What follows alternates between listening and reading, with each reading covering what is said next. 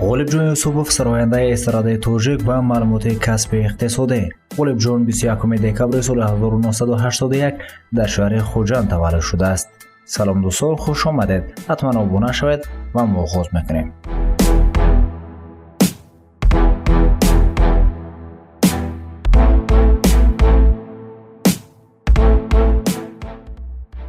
غالبجان در گروه ایجادی احسان با همراهی ولیجان عزیزوف هیئت دوئت فعالیت کرده سال 2015 با اجرای ترانه فرشته شهرت خاص پیدا کردند. میان هنرمندان تاجیکستان به 10 ریتینگ بهترین داخل میشوند.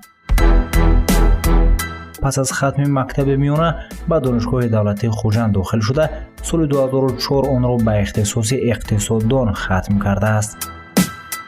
در سالهای تحصیل در انیورسیته با کار ایجادی دقت مخصوص میداد. امروز در شهر خوجند سراینده هنرمند معروف بوده. در گروه سراینده های احسان به حیث استالیست گروه احسان فعالیت میبرد.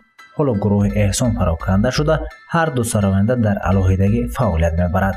ولی باید گفت که ولیجان و غالبجان در هر یک سال یک دوئت برای مخلصان میخوانند.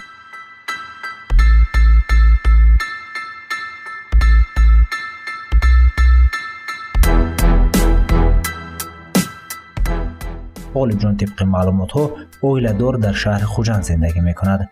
تاکید به یادآور است که سال جاری غالبجان بخشیده به 20 سالگی فعالیت خود زیاده از 10 برنامه کنسرتی برای مخلصانش برپا نمود.